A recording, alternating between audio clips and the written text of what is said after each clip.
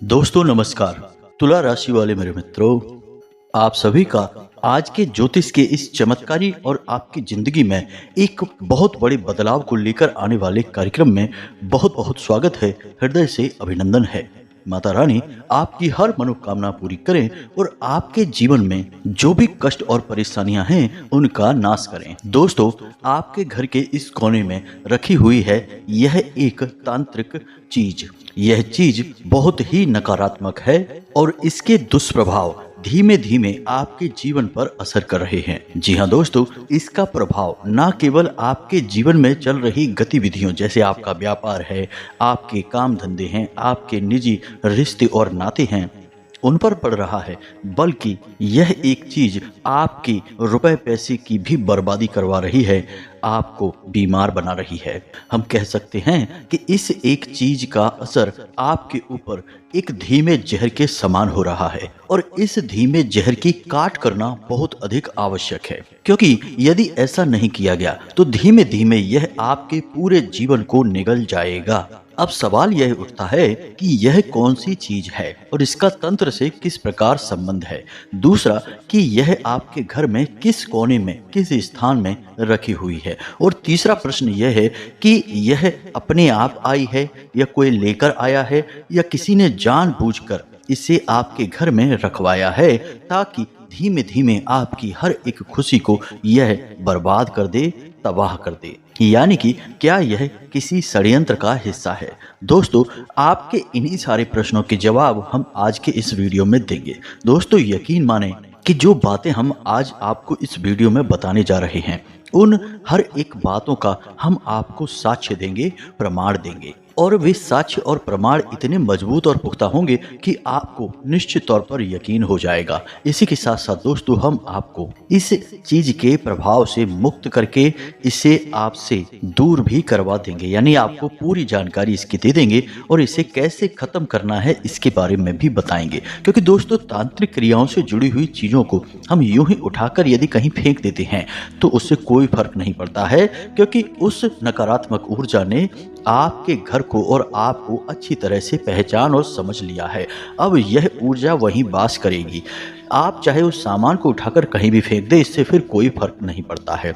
तो अब ऐसे में आपको ना केवल उस सामान को खत्म करना होगा बल्कि उस नकारात्मक ऊर्जा से भी मुक्ति प्राप्त करनी होगी, तभी आपको राहत मिलनी शुरू होगी। इसी के साथ साथ हम आपको एक ऐसा शक्तिशाली उपाय भी बताएंगे जिसे आपको एक बार करना है, उसके बाद फिर कभी आपके जीवन में यह नकारात्मक ऊर्जा प्रवेश नहीं कर पाएगी। अब हम आपको ऐसे शक्तिशाली उपाय पहले भी बता चुके हैं, लेकिन आज का यह उपाय बेहद ही गुप्त है और वैदिक संस्कृति पर आधारित है। तो इस उपाय की महत्ता बहुत बड़ी है। तो इसे आप यदि अपने जीवन में आजमाएंगे तो आपको निश्चित तौर पर नकारात्मक ऊर्जाओं से मुक्ति प्राप्त होगी और आपके जीवन में सद्गति आएगी, यानी कि ईश्वर की कृपा आएगी। जी हाँ दोस्तों, तो आज का यह वीडियो बेहद ही खास है। हम आपसे कहेंगे कि आप समय निकालकर इस महत्वपूर्ण वीडियो को अवश्य देखें, क्योंकि यदि आपने लापरवाही दिखाई और जल्दबाजी में इस वीडियो को बीच में छोड़ दिया तो आप निश्चित तौर पर अपना एक बहुत बड़ा नुकसान करवा बैठेंगे। क्योंकि दोस्तों, किसी न किसी से तो हमें ज्ञान प्राप्त करना ही पड़ता है और हम जो आपको ज्ञान देते हैं वह माई की कृपा और अनुभूतियों के आधार पर होता है। साथ ही साथ हम आपकी राशि का विशेष अध्ययन करने के बाद ग्रह गोचर के आधार पर ही आपको सारी बातें बताते हैं। तो यह जो ज्ञान है यह पूर्ण रूप से प्रमाणित है, क्योंकि इस ज्ञान के साथ माई की कृपा और आस्था जुड़ी हुई है। अब एक सबसे महत्वपूर्ण बात दोस्तों, कि जिन लोगों के मन में धर्म और भगवान के प्रति विश्वास है केवल वही इस वीडियो को देखेंगे। जिन लोगों के मन में विष का वास है और जो धर्म, आस्था और भगवान में भरोसा नहीं रखते हैं, अपने आप को ही सब कुछ समझते हैं, ऐसे लोगों की इस वीडियो में कोई आवश्यकता नहीं है, क्योंकि इन्हें कुछ भी प्राप्त नहीं होगा। ना तो इनके जीवन में कोई उद्धार होगा, ना ही इन्हें सद्गति प्राप्त होगी और ना ही इन्हें ईश्वर की कृपा प्राप्त होगी, फिर चाहे हम कितना ही जोर क्यों ना लगा ले दोस्तों। और ऐसे लोगों के लिए तो तुलसीदास जी ने भी रामायण में एक सोरठा लिखा है जो इस प्रकार है। फूल फरहि न बैत जदपि सुधा बरसै जलध मूरख हृदय न चेत, जो गुरु मिलहि बिरंच सम। तो अब ऐसे सठ और धूर्त लोगों का तो केवल भगवान ही मालिक है। बाकी हमारा प्रयास तो उन लोगों के लिए है जो सात्विक हैं, आस्तिक हैं और शरणागति हैं भगवान की। जी हाँ दोस्तों, तो चलिए आज के इस महत्वपूर्ण ज्ञानवर्धक वीडियो को शुरू करते हैं। लेकिन इससे पहले आपसे एक निवेदन है कि कमेंट में पूरे भक्ति भाव के साथ जय माँ भद्रकाली कृपा करो, जय माँ भद्रकाली रक्षा करो, एक बार नहीं 3 बार लिखना। माता भद्रकाली आपकी निश्चित तौर पर पुकार सुनेंगी और मदद करने के लिए दौड़ी चली आएगी। इसी के साथ साथ दोस्तों, आप अपना नाम और स्थान लिखना कमेंट बॉक्स में बिल्कुल भी ना भूलें। आप लोगों का प्रेम और आप लोगों का माई के प्रति भाव हम लंबे समय से देख रहे हैं। आप लोग कमेंट बॉक्स में अपना नाम भेज रहे हैं, स्थान भेज रहे हैं। हम शनिवार के होने वाले सर्व मनोकामना पूर्ति हवन में आपके नाम से आहुतियां करवा देंगे। इसी के साथ साथ माई के दिव्य दरबार में आपके नाम की अर्जी भी लगा देंगे। आप देखेंगे कि अगले ही दिन से आपके जीवन में सूक्ष्म परिवर्तन आने शुरू हो जाएंगे, यानी आपको अच्छी खबरें मिलनी शुरू हो जाएंगी। और यदि आपकी आस्था प्रबल है तो आपको बड़े चमत्कार भी देखने के लिए मिलेंगे। जी हाँ दोस्तों, तो चलिए आज के इस वीडियो में आगे बढ़ते हैं। तो दोस्तों समझिए, आज के समय में तांत्रिक कौन है। अब वो जमाना गया जब वेशधारी और चिरपरिचित तांत्रिक हुआ करते थे। पूरे क्षेत्र में कहीं एक आधा कोई बड़ा तांत्रिक हुआ करता था और लोग उसी के पास जाकर या तो अपनी समस्याओं का समाधान करवाया करते थे, या फिर वह तांत्रिक यदि कुटिल है, शैतान है, तो फिर दूसरों के जीवन के विनाश के लिए खतरनाक तांत्रिक क्रियाएं करवाया करते थे, यानी कि उसके बारे में सब जाना करते थे। सारा खेल खुलेआम होता था। लेकिन अब समय बदल गया है। अब ज्ञान की कोई कमी नहीं है।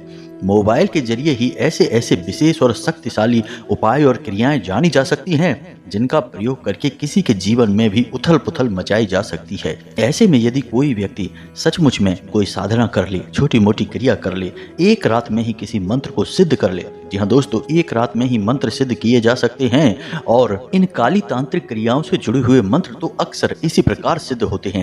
एक रात, 3 रात या 7 रातों में ही ये मंत्र सिद्ध हो जाते हैं। तो किसी ने यदि यह साधना कर ली तो वह खुद अपने आप में तांत्रिक बन गया। अब वह वेशधारी तो नहीं है, फिर भी वह गुप्त रूप से तांत्रिक है। अब वह किसी के जीवन में भी कुछ भी ऊंच नीच कर सकता है। जी हाँ दोस्तों, तो अब सवाल यह उठता है कि ऐसे खतरनाक छुपे हुए शत्रुओं को कैसे पहचाना जाए, क्योंकि इनका रूप और इनके चाल चलन को देखकर तो आप कभी भी अंदाजा लगा ही नहीं सकते हैं। तो अब ध्यान से सुनिए, छोटे छोटे संकेत हैं जो इनकी पहचान कराते हैं, क्योंकि हो सकता है कि आपके आस पड़ोस में, आपके घर परिवार या गली मोहल्ले में ही कोई ऐसा छुपा हुआ गुप्त तांत्रिक रह रहा हो। जी हाँ दोस्तों, तो ऐसे तांत्रिकों की छोटी छोटी पहचानें होती हैं, जैसे कि उनके माथे पर एक काला टीका, छोटा सा काला टीका अवश्य होगा ही। जी हाँ दोस्तों, क्योंकि काला टीका माता काली का प्रतीक होता है, भैरव का प्रतीक होता है, तंत्र क्रियाओं का प्रतीक होता है। तो जब ये तांत्रिक इन क्रियाओं को सिद्ध कर लेते हैं तो ये इस टीके को लगाते ही हैं। अब वह टीका छोटा भी हो सकता है, बड़ा भी हो सकता है। जी हाँ दोस्तों, दूसरा कि ऐसे जो लोग होते हैं इनकी अधिकतर पूजाएं रात्रि के समय होती हैं। जी हाँ दोस्तों, तीसरा कि ऐसे लोग अचानक समाज से कटने लगते हैं, यानी कि लोगों के साथ बैठकर गप्पे नहीं हाँकते हैं। जहाँ पहले लंबी लंबी चर्चाएं बातें किया करते थे, टाइम पास किया करते थे, अब यह सब क्रियाएं बंद कर देते हैं। चौथा कि इनके जीवन में अचानक परिवर्तन आने लगते हैं, यानी कि ये पहले स्वयं को धनी बनाते हैं, पहले स्वयं के लाभ करवाते हैं, बाद में दुनिया के बारे में सोचते हैं। तो अचानक ही आप देखेंगे कि इन्हें सब कुछ मिलना शुरू हो जाता है। जहां पहले ये कंगाल थे, परेशान थे, वहीं अब इनके पास धीमे धीमे धन आगमन के स्रोत बढ़ने लगते हैं, समाज में इनका वर्चस्व बढ़ने लगता है। और सबसे आखिरी संकेत कि इनका रूप रंग, यानी इनके चेहरा मोहरा और इनकी आंखें थोड़ी सी बदल जाती हैं। एक अजीब सा आकर्षण होता है, लेकिन इसी के साथ साथ एक अजीब सा भय और खौफ भी होता है, जो कि इनकी तरफ देखने से इंसान के मन में उत्पन्न होता है। अब यहाँ पर हम यह नहीं कह रहे हैं कि यह बड़ा ही खतरनाक दिखाई देता है, बस इसकी तरफ देखकर आपकी हिम्मत नहीं पड़ेगी कि आप पहले इससे बात कर लें। जी हाँ दोस्तों, अब यहाँ पर यह भी नहीं है कि ऐसे लोग भगवान की पूजा पाठ बंद कर देंगे और खतरनाक भूत प्रेत की पूजाएं शुरू कर देंगे। नहीं, ऐसा भी नहीं है। भगवान की पूजाएं करेंगे, मंदिर जाएंगे, सब कुछ करेंगे, लेकिन इन्होंने गुप्त रूप से कुछ ऐसी तांत्रिक सिद्धियों को भी हासिल कर लिया होता है।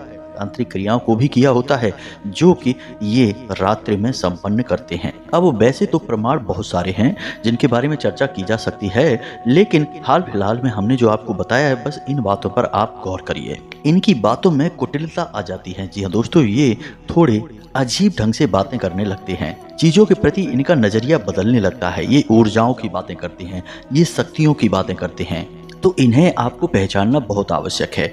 अब हम आपको जो बताने जा रहे हैं वह आपसे जुड़ा हुआ है। जी हाँ दोस्तों, यानी आपके घर से और आपके घर में रखी हुई तांत्रिक वस्तु से जुड़ा हुआ है। तो अब आप विशेष तौर पर ध्यान से सुनना। जी हाँ दोस्तों, जो भी बातें हम आपको बताने जा रहे हैं वह माई की अनुभूति के आधार पर है। तो अब ध्यान से सुनिए दोस्तों कि तंत्र विद्या से जुड़ी हुई चीजें आपके घर के किन स्थानों पर रखी जा सकती हैं और उन स्थानों पर रखने से आपको वे चीजें किस प्रकार नुकसान पहुंचाएंगी। जी हाँ दोस्तों, यह जानना आपके लिए बेहद आवश्यक है। तो अब ध्यान से सुनिए दोस्तों, तंत्र विद्या से जुड़ी हुई चीजें घर के 4 स्थानों पर ही रखी जाती हैं। जी हाँ दोस्तों, जिनमें आपके घर का मुख्य दरवाजा, आपके घर की छत, आपके घर का ब्रह्म स्थान और आपका शयन कक्ष यानी बेडरूम।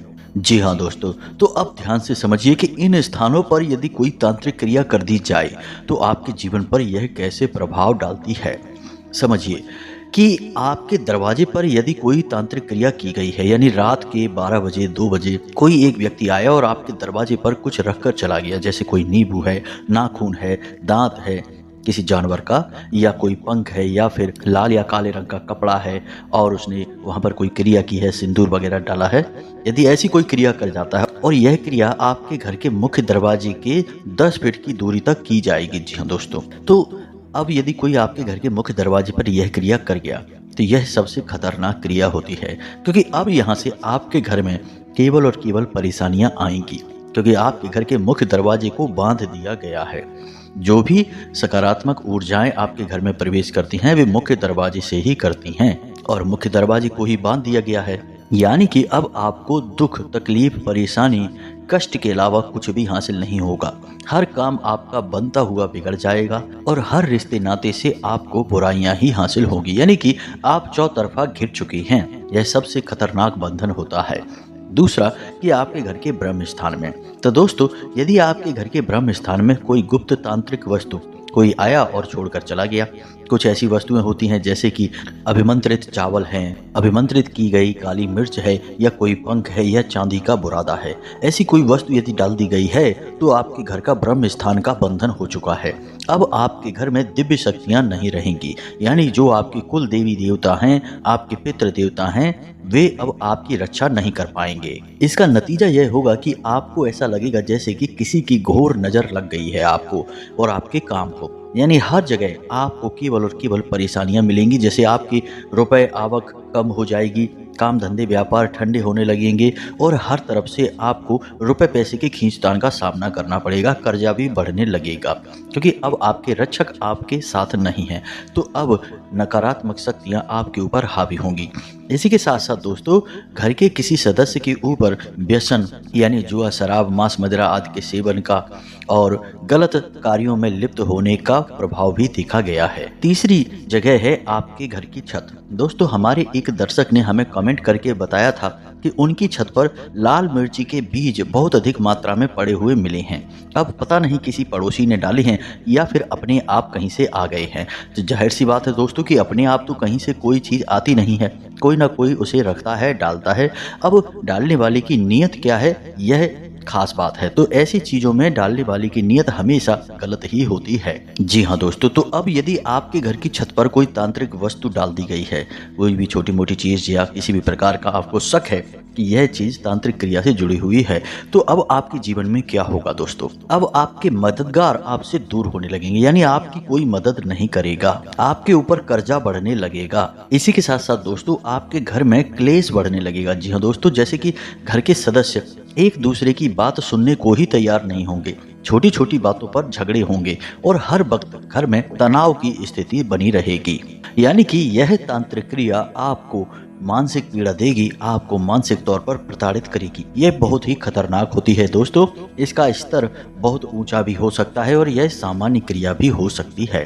तो अब ध्यान से सुनिए, अब आखिरी जगह बची है आपका बेडरूम, और यह सबसे ज्यादा नाजुक स्थान होता है और यहाँ तक पहुँच केवल अपने की ही होती है। कोई पराया तो यहाँ तक आएगा नहीं, तो कोई अपना ही छुपा हुआ घोर शत्रु होता है। वही आपके बेडरूम में कुछ न कुछ तांत्रिक क्रिया से जुड़ी हुई चीजें छोड़ेगा, जैसे कि काली मिर्च की कोई पोटली होगी, कोई बाल, नाखून या कोई भी छोटी बड़ी चीज जो आपको अजीब लगे कि आपके कमरे में यह चीज कैसे आ गई, वह तांत्रिक क्रिया से जुड़ी हुई वस्तु हो सकती है। तो अब यदि आपके बेडरूम में यह वस्तु छोड़ दी गई है, तो अब इस वस्तु से जो ऊर्जा निकलेगी वह आपको इस हद तक प्रताड़ित कर सकती है कि आत्महत्या करने तक का मन बन सकता है। जी हाँ दोस्तों, यह बात कहते हुए अच्छा तो नहीं लग रहा है, लेकिन कई बार जातकों के साथ ऐसा देखा गया है कि उनकी मनोदशा इतनी खराब हो गई कि ऐसा लगता है जैसे कि वे मानसिक रोगी हो गए हैं। जी हाँ दोस्तों, ना तो फिर उन्हें खाना अच्छा लगता है, ना किसी के साथ चर्चाएं अच्छी लगती हैं, और ना ही उन्हें अच्छी नींद आती है। काम से तो उनका मन पूरी तरह से हट ही जाता है, अपने ही काम को बर्बाद करने पर उतारू हो जाते हैं और ऐसी ऐसी क्रियाओं में लिप्त हो जाते हैं जिनके बारे में उनके खानदान में भी कोई सोच नहीं सकता है। जी हाँ दोस्तों, वेश्यावृत्ति, जुआ, शराब, मांस आदि का प्रयोग करना शुरू कर देते हैं और इस हद तक चले जाते हैं कि अपने स्वयं के घर को ही गिरवी तक रख देते हैं। तो यह बहुत ही खतरनाक क्रिया है, इसके बारे में आपको सतर्क रहना बहुत आवश्यक है। अब बात करते हैं आपके बारे में कि आपको कैसे पता चलेगा कि आपके घर के किस कोने में, किस स्थान पर कौन सी तांत्रिक वस्तु रखी है और उसे कौन रख गया है। दोस्तों, इस बात से कोई फर्क नहीं पड़ता है कि कौन सी तांत्रिक वस्तु रखी है और उसे कौन रख गया है। फर्क इस बात से पड़ता है कि उस वस्तु से आपको छुटकारा कैसे दिलाया जाए। जी हाँ दोस्तों, क्योंकि बीमारी यदि है तो अब इस बात से कोई फर्क नहीं पड़ता है कि बीमारी किस हद तक बढ़ गई है और किस तरह आपके पास आई है। फर्क इस बात से पड़ता है कि अब उस बीमारी से छुटकारा कैसे पाया जाए, उसका इलाज कैसे किया जाए। जी हाँ दोस्तों, तो अब बात करते हैं इलाज की। यह बहुत ही महत्वपूर्ण है दोस्तों। हम आपको बता दें कि यदि आपको विश्वास है कि कोई तांत्रिक क्रिया आपके ऊपर हो चुकी है तो आप इस उपाय को करें, और यदि आपको जरा सा भी शक है या आपको लगता है कि कोई तांत्रिक क्रिया नहीं हुई है, क्योंकि काली तांत्रिक क्रियाओं की एक विशेष खूबी यह भी है कि जातक को कभी इस बात का एहसास ही नहीं होता है, उसे शक भी नहीं होता है कि उसके ऊपर कोई तांत्रिक क्रिया कार्य कर रही है, किसी काली शक्ति ने उसके ऊपर कब्जा कर रखा है। जी हाँ दोस्तों, यानी कि भ्रम की स्थिति उत्पन्न कर देती है। तो अब यदि आपको जरा सा भी शक होता है तो इसका मतलब कि आपकी दिव्य शक्तियां जागृत हैं और वे आपको एहसास करवा रही हैं। तो आप हमारे कहने से इस क्रिया को एक बार जरूर कर लेना, और यदि आपको शक नहीं है, आपको लगता है कि आपके ऊपर कोई क्रिया नहीं हुई है, तब भी आप इस क्रिया को जो हम आपको बता रहे हैं, इस दिव्य प्रयोग को आप जरूर कर लें, क्योंकि पता नहीं कौन सी क्रिया कब किसने कर दी, किसकी काली नजर आपको लग गई, कब कैसे कौन कहाँ घात करेगा, किसी का कुछ पता नहीं। दोस्तों, आज के समय में तो भाई भाई का नहीं हो रहा है और दूसरों की तो बात ही क्या है। तो सबसे बेहतर यह है कि आप उस सच्चे परमात्मा का, उस सच्चे ईश्वर का हाथ पकड़ लें और बस अपने दम पर अपने जीवन की रेखाओं को और अपने भाग्य को बदलने का प्रयास करें। जी हाँ दोस्तों, तो आप स्वयं ही प्रयास करके इन परेशानियों से मुक्त हो सकते हैं। तो प्रयास करने में जाता ही क्या है दोस्तों। तो अब ध्यान से सुनिए, हम आपको जो बताने जा रहे हैं, जिन चीज़ों का प्रयोग करने के बारे में बता रहे हैं, इन चीज़ों का प्रयोग कैसे करना है, कौन सी हैं वो चीज़ें, सारी बातें आपको विस्तार से बताने जा रही हैं।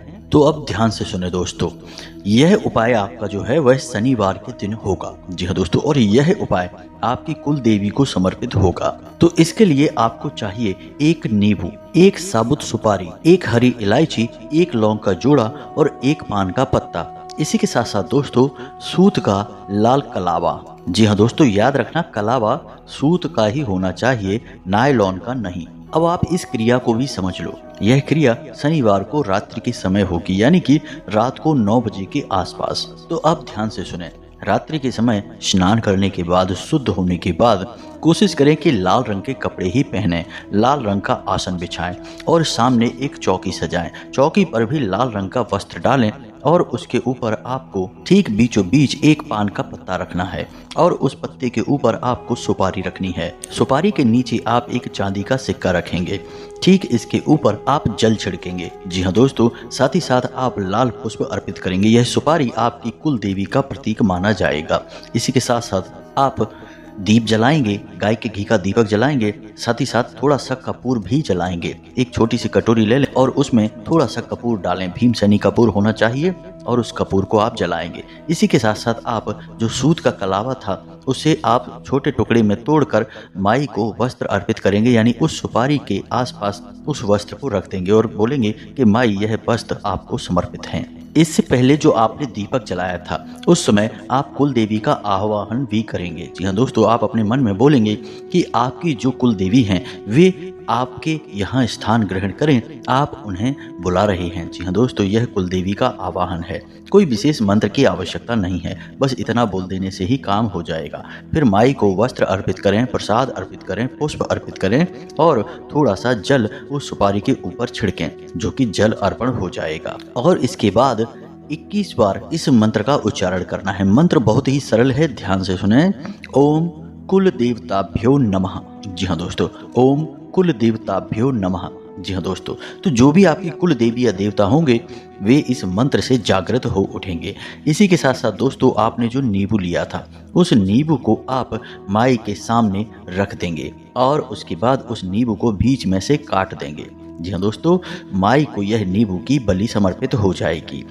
इसी के बाद आप इस नींबू में 4 लौंगे लगाएंगे, यानी कटे हुए भाग में अंदर 4 लौंगे आप उसमें फंसा देंगे और उस नींबू को बंद कर देंगे और उसके ऊपर लाल रंग का एक धागा लपेट देंगे। जो कलावा आप लेकर आए थे उस कलावे को लपेट देंगे। जी हाँ दोस्तों, अब बलि से आप सुनकर डर मत जाना, यह कोई खतरनाक बलि नहीं है। यह माई की विशेष पूजा में एक सामान्य सी प्रक्रिया है। तो आप इस नींबू को अब माई के पास रखा छोड़ देंगे। अब माई से हाथ जोड़कर प्रार्थना करेंगे कि आपने हमेशा हमारे कुल की रक्षा की है, कुल का पालन किया है। अब हमारे ऊपर कष्ट भारी हैं, अब आपकी हमें फिर से आवश्यकता है, तो आप आइए हमारे कुल में विराजमान होइए, घर में विराजमान होइए और हमारे घर की, हमारे परिवार की रक्षा करिए। हमें आपकी बहुत अधिक आवश्यकता है। इस प्रकार आप माई से निवेदन करेंगे और उसके बाद आप पूरी रात्रि के लिए वहां पर उस सामान को ज्यों का त्यों रखा छोड़ देंगे, यानी वह नींबू माई के चरणों में समर्पित रहेगा और माई की स्थापना ज्यों की त्यों रहेगी। साथ ही साथ कोशिश करें कि रात्रि भर वहां गाय के घी का वह दीपक जलता रहे, अखंड बना रहे। अब आपको सुबह सूर्योदय से पहले जागना है और जो भी आपने सामग्री वहां रखी है, यानी कि माई की स्थापना की है और जो पूजा पाठ का सामान था वह सब उठाकर आप अपनी पूजा की अलमारी में रख दें। माई के वस्त्र और पुष्प और जो अन्य सामग्रियां थी जैसे कलावा वगैरह, उसे आप एक थैली में भर लें और उसे बहते हुए जल में आपको विसर्जित करना है। सुपारी को आप अपनी पूजा की अलमारी में ही रखें, उसे विसर्जित नहीं करना है। सिक्के को भी आप अपनी पूजा की अलमारी में रखें और उसी सिक्के के ऊपर आपको वह सुपारी रखनी है।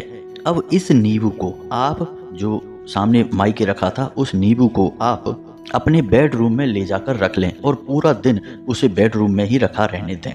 अब अगले दिन रविवार को रात्रि को 12 बजे आपको यह नींबू अपने घर के बाहर लेकर आना है, यानी अपने घर के मुख्य दरवाजे पर। और इस नींबू को आपको इस प्रकार से फेंकना है, क्योंकि यह 2 टुकड़ों में कटा हुआ है, इसमें लौंग लगी हुई हैं। तो अब अपनी कुल देवी को याद करते हुए अपने घर के मुख्य दरवाजे की दहलीज पर खड़े हो जाना है, बाहर की ओर मुख करके। अब एक हाथ से इस नींबू को उस तरफ, यानी इसका एक टुकड़ा जो है दाहिनी हाथ का, उसे आपको बाईं तरफ फेंकना है और जो बाईं हाथ में आपका नींबू का टुकड़ा है उसे आपको दाहिनी ओर फेंकना है, यानी क्रॉस करके इन दोनों टुकड़ों को आपको फेंकना है। जैसा कि महाभारत काल में भीम ने जरासंध के 2 भाग करके इधर उधर क्रॉस करके फेंके थे, ठीक इसी प्रकार आपको इस नींबू के दोनों टुकड़ों को फेंक देना है। साथ में लौंगे भी फेंक जाएंगी। जी हाँ दोस्तों, और हाथ जोड़कर अपनी कुल देवी से प्रार्थना करना है कि आपकी रक्षा करें, आपके कुल की, आपके परिवार की रक्षा करें और घर परिवार की उन्नति में सहयोग करें। इसके बाद आप सीधे अंदर आ जाएं। याद रखें कि इस क्रिया को करते हुए कोई आपको देखे ना और ठीक रात्रि को 12 बजे यह क्रिया आपको करनी है। बस दोस्तों, यह कोई तांत्रिक क्रिया नहीं है, यह सकारात्मक क्रिया है, आपकी कुल देवी को समर्पित है। जी हाँ दोस्तों, तो बस इस क्रिया को आप एक बार करके देखें और आप इसके परिणाम देखें। अब जो आपने कुल देवी को प्रसाद चढ़ाया था, इसके बारे में हम बताना भूल गए। इस प्रसाद को केवल घर के पुरुष सदस्य ही खाएंगे। इसे किसी महिला को खाने के लिए नहीं देना, किसी बच्चे को नहीं देना है। बस इस क्रिया को आप करें और आप देखेंगे कि आपके जीवन में जबरदस्त बदलाव आएंगे। हर वक्त आपकी कुल देवी आपकी रक्षक बनकर आपके सामने खड़ी हो जाएंगी और कोई भी बड़ी से बड़ी तांत्रिक क्रिया यदि आपके ऊपर कर दी गई है तो उससे आपको एक झटके में मुक्ति मिल जाएगी। और यदि कोई करने वाला होगा तो उसकी तांत्रिक क्रिया करने से पहले ही विफल हो जाएगी, यानी कि उसकी मानसिकता बदल जाएगी। तो उम्मीद है दोस्तों जो हमने आपको समझाया है वह आपको अच्छी तरह से समझ में आ गया होगा। अब यदि कोई प्रश्न उठता है आपके मन में तो आप कमेंट करके प्रश्न पूछ सकते हैं, हम आपके प्रश्नों के जवाब देने की पूरी कोशिश करेंगे। इसी के साथ साथ आज की इस वीडियो को विराम देते हैं। कमेंट में पूरे भक्ति भाव के साथ जय माँ भद्रकाली रक्षा करो एक बार नहीं 3 बार लिखना। माता भद्रकाली आपकी निश्चित तौर पर रक्षा करेंगी। इसी के साथ साथ आज की इस वीडियो को विराम देते हैं। मिलते हैं अगले ज्ञानवर्धक वीडियो में, तब तक के लिए धन्यवाद। जय माता की।